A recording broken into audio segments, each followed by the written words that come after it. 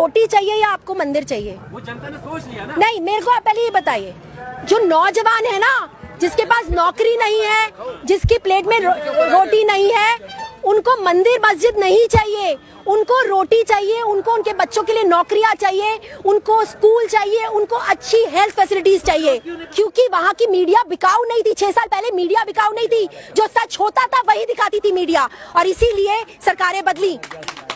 अब सरकारें क्यों नहीं बदलती, आप मुझे बताइए? अब सरकारें इसलिए नहीं बदलती क्योंकि मीडिया वो दिखाती है जो मोदी जी दिखाना चाहते हैं। मेजॉरिटी ऑफ लोग हैं, उनको जब धर्म की गुट्टी पिलाई जाती है ना, वो भूल जाते हैं कि मेरे बेटे के पेट में अभी तक रोटी नहीं गई है, मेरे बेटे को एजुकेशन नहीं मिली, मेरे बच्चे के पास नौकरी नहीं है।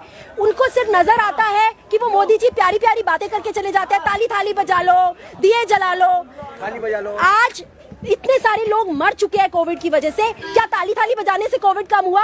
क्या दिए जलाने से कोविड कम हुआ? वो आपको आके पागल बना के जाता है, टीवी में आप पागल बन जाते हो। कोविड आता है, डीकरा फोड़ दिया जाता है मुसलमानों पर। आप ईद की शॉपिंग मत करिए क्योंकि कोविड हो जाएगा, लेकिन दिवाली की शॉपिंग करिए क्योंकि तब कोविड नहीं होगा। ऐसा क्यों? मैं खुद जो है लोग उतर जाते हैं, हर चीज का विरोध, कोई कानून आएगा उसका विरोध, मीडिया का विरोध, यही चीज। अब आपने जो है उद्योगपतियों का विरोध करना शुरू कर दिया। इसीलिए बाबा रामदेव कह रहे थे कल कि कोई ऐसा व्यक्ति का बताइए, उसका नाम लीजिए जो देश का प्रतिनिधित्व कर सके। सर, आपसे मैं एक बात पूछना चाहती हूँ। 6 साल पहले जब कांग्रेस पावर में थी, 6 साल पहले इतने विरोध क्यों नहीं होते थे? 6 साल पहले इतने सारे प्रोटेस्ट क्यों नहीं होते थे? 6 साल पहले हर नीतियों के लिए लोग सड़कों पे क्यों नहीं उतरते थे? इसीलिए तो वो कहते हैं क्योंकि लोकतंत्र जिंदा है, प्रोटेस्ट हो रहे हैं। नहीं, वो इसलिए नहीं उतरते थे क्योंकि वहां जरूरत नहीं थी, क्योंकि वहां की मीडिया बिकाऊ नहीं थी। 6 साल पहले मीडिया बिकाऊ नहीं थी, जो सच होता था वही दिखाती थी मीडिया, और इसीलिए सरकारें बदली। अब सरकारें क्यों नहीं बदलती, आप मुझे बताइए? अब सरकारें इसलिए नहीं बदलती क्योंकि मीडिया वो दिखाती है जो मोदी जी दिखाना चाहते हैं। तो जनता भी तो ऐसे देखना चाहती है ना।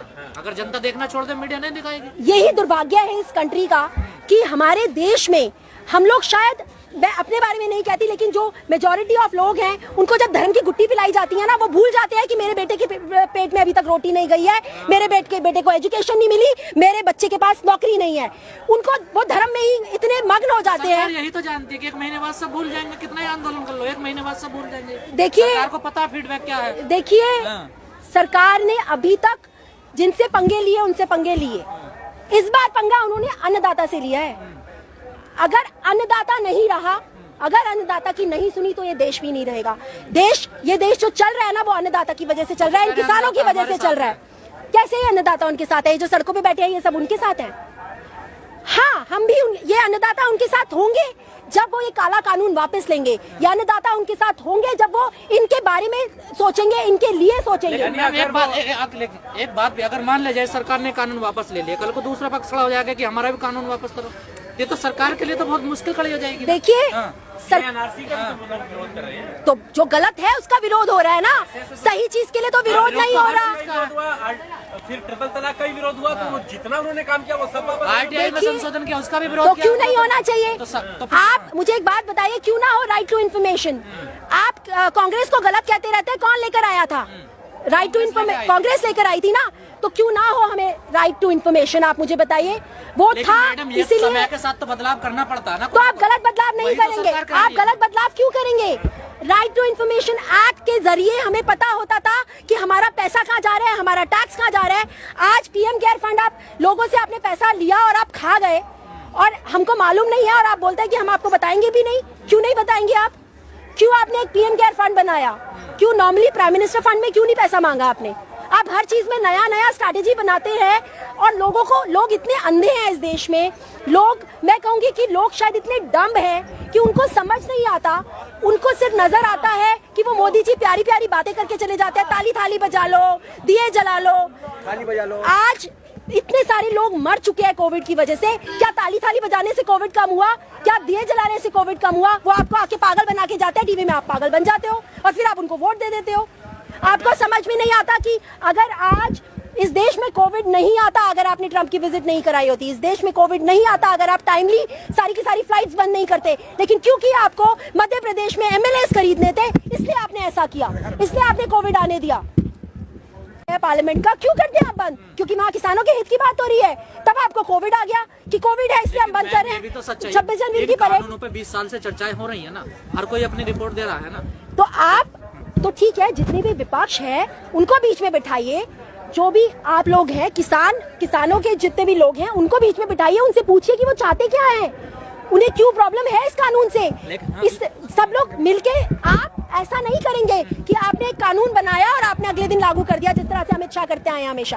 आप 370 हटाते हैं, आप एक बार कश्मीरियों के आप बोलते हैं वो भी कश्मीरियों के हित में है। अगर कश्मीरियों के हित में था तो क्यों बंद किया वहाँ पर उन्होंने? आज तक बंद है वहाँ पर इंटरनेट सर्विसेज। सरकार कह रही है किसानों को जो दिक्कतें हैं हम उन पर संशोधन करने के लिए, लेकिन ये भी सच्चाई है ना, जो गाँव एरिया में जाओगे कोल्ड स्टोर बने हुए नहीं है, किसान अपने फसल कहाँ रखे? सरकार यही कह रही है कि कंपनियां आएंगे कोल्ड स्टोर बनाएंगे, किसान को फायदा मिलेगा।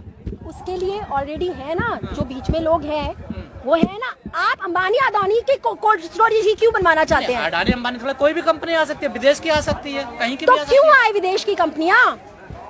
आप किसानों से पूछिए ना, जो जिस तरह से चीजें चल रही थी, आप किसानों से पूछिए वो क्या चाहते हैं। एक चाय की टपरी लगाने वाला भी डिसाइड करता है कि मैं 5 रुपए की चाय बेचूंगा, तो किसान क्यों नहीं डिसाइड कर सकता?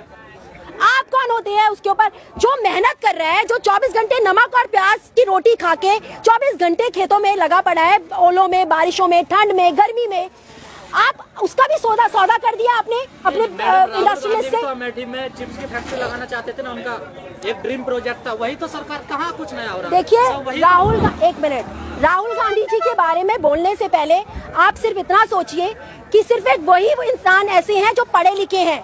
ऐसे लोगों को देश देना चाहिए जो पढ़े लिखे लोग होते हैं, जिनके अंदर समझ होती है।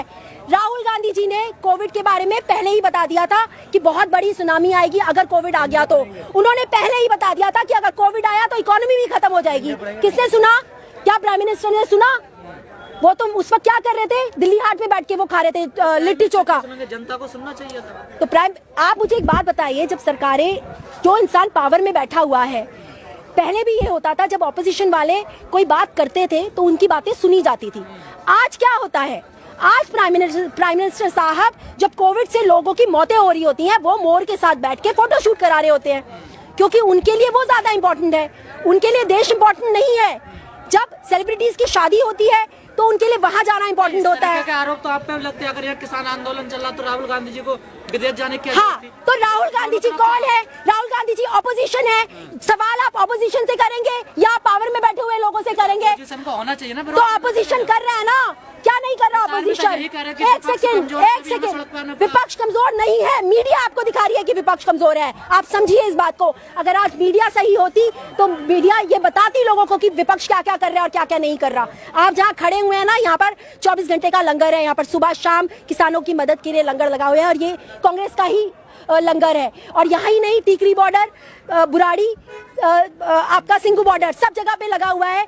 और हम ये नहीं कहते कि हम किसी के ऊपर एहसान कर रहे हैं, हम ये कहना चाहते हैं आपको कि किसान हमारे हैं। अगर आज हम किसानों को अपना समझेंगे तो ही वो हमें अपना समझेंगे। किसान हमें रोटी देता है, और अगर आप बातें करते हैं ना भगवान की, तो मैं कहती हूँ किसान से बड़ा भगवान नहीं है कोई इस देश का, क्योंकि किसान की वजह से हमारे घरों तक रोटियां पहुंचती हैं। ठीक है, आप सरकार की बात करें थी, एक सवाल और लेते कि इस सरकार ने कोई काम नहीं किया, दूसरा टर्म चल रहा है, लेकिन बहकाया कैसे कर सकती हैं आप? जो भी उनके मुद्दे थे उन्होंने अपने मैनिफेस्टो में लिखे और उन्हीं मुद्दों पर उन्होंने काम किया। उसी पे चुनाव लड़ा, राम मंदिर का उन्होंने जिक्र किया, 370 का जिक्र किया, उन्होंने 3 तलाक का जिक्र किया। फिर ये कैसे कह सकते हैं बहकाया? जनता को पसंद है तब। सर आप मुझे एक बात बताइए, आपको रोटी चाहिए या आपको मंदिर चाहिए? वो जनता ने सोच लिया ना। नहीं, मेरे को आप पहले ये बताइए, जो नौजवान है ना, जिसके पास नौकरी नहीं है, जिसकी प्लेट में रोटी नहीं है, उनको मंदिर मस्जिद नहीं चाहिए, उनको रोटी चाहिए, उनको उनके बच्चों के लिए नौकरियां चाहिए, उनको स्कूल चाहिए, उनको अच्छी हेल्थ फैसिलिटीज चाहिए। क्यों नहीं करते फिर लोग? इन मुद्दों का विरोध होना चाहिए ना। विरोध होता है, क्यों नहीं होता? किसने चंदा? कौन चंदा देता है? कौन चंदा देता है? जो चंदा मैनिफेस्टो तो देखा होगा ना सबने, जब उन्हें दिख रहा है कि उसमें तो लोग, हाँ, यही मैं आपको बोल रही हूँ कि हमारे देश का ये दुर्भाग्य है कि यहाँ पर धर्म की गुट्टी पिला कर लोगों को बरगलाया जाता है। और यही रीजन है कि आज जो हिंदू मुसलमान एकता होनी चाहिए थी, आज उसके टुकड़े टुकड़े कर दिया गया है। सेम जो अंग्रेजों के टाइम पर उन्होंने ये कहा था ना कि आपस में इनकी लड़ाई कराओ और उसके बाद देश पे कब्जा करो, वही चीज मोदी जी कर रहे हैं। जब से उनके पास सिर्फ और सिर्फ धर्म की गुट्टी के अलावा और बात होती क्या है? कोविड आता है, ढीकरा फोड़ दिया जाता है मुसलमानों पर। आप ईद की शॉपिंग मत करिए क्योंकि कोविड हो जाएगा, लेकिन दिवाली की शॉपिंग करिए क्योंकि तब कोविड नहीं होगा। ऐसा क्यों?